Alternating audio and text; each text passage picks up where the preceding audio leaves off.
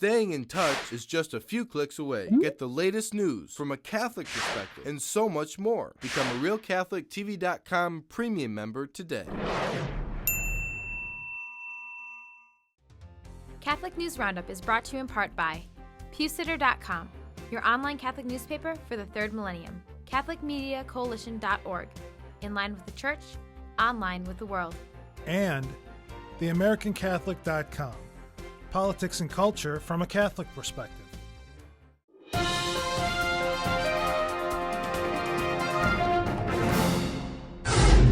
Hello and welcome to today's edition of Catholic News Roundup. I'm Matthew McAuliffe. Gag Order. It's becoming increasingly apparent that Catholic thought morals and rights are being discriminated against in the world marketplace of ideas, and the evidence is all around us. Here are some of the headlines. Chicago, Cardinal Francis George makes a statement that all Catholic hospitals will close 2 Lents from now if the Obama administration is successful in stripping the Church of her constitutional rights to religious freedom. And in New York, yesterday, owners of the Empire State Building refused to light up the skies in tribute to the Big Apple's Archbishop Dolan being raised to the honor of cardinal, not unlike last year's refusal to honor Mother Teresa's centennial birthday. Meanwhile, the same lighting tribute honors murderers such as China's chairman Mao Zedong. And in headlines from Australia and England, ethicists are openly discussing the value of infanticide, calling it abortion after birth, saying it is ethical to kill children who have been born because it would destroy the quality of life for a family, using the birth of a Down syndrome child as a prime example. To read more, please check out the links on our resource page and on Facebook. Homosexual teaching agenda. All parents in Alberta, Canada, could be forced by the government to make sure their children are being taught that homosexuality is okay, according to new legislation.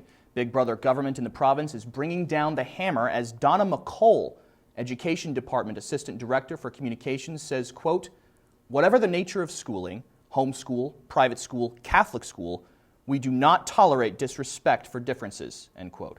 The new law says all materials used for educational purposes must include the, quote, diverse nature and heritage in society in Alberta, according to the Alberta Human Rights Act, which was amended in 1996 to specifically include, quote, sexual orientation as prohibited grounds for discrimination. McColl says what is being called the Education Act allows homeschooling families to instill religious teaching on homosexuality to their children in their homes as long as they are not part of their academic curricula. Vatican Cyber-Siege. The Vatican has repelled an assault, not by barbarian hordes this time, but by an army of cyberspace trolls trying to deface the Vatican's website.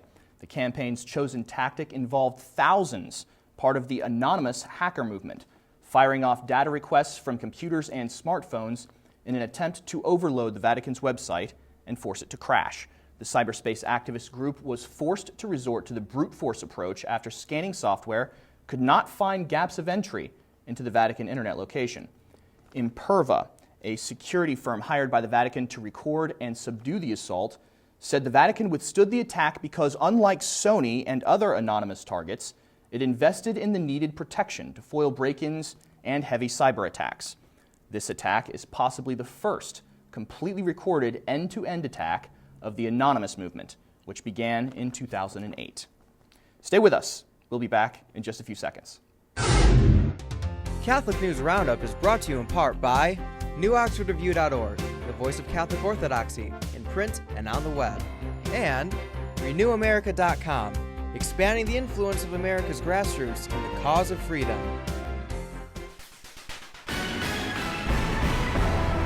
Mitt Romney has taken the Michigan and Arizona primaries overnight, running neck and neck with Rick Santorum to the last minute in the GOP nomination race.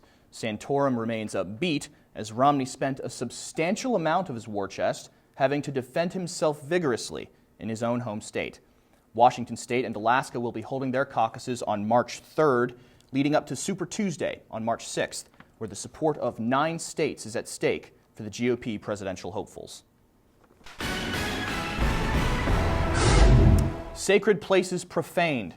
As attacks on Holy Land sites associated with the life of Christ are becoming targets of vandalism, custodians of these sacred places are calling on Israeli Prime Minister Shimon Peres to put an end to the desecration.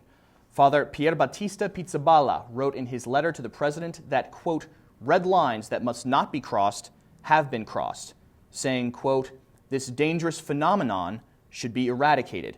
Several top advisors have reportedly already been in touch with the priest and several other organizations to put an end to the vandalism. Sins of Omission, Hollywood style.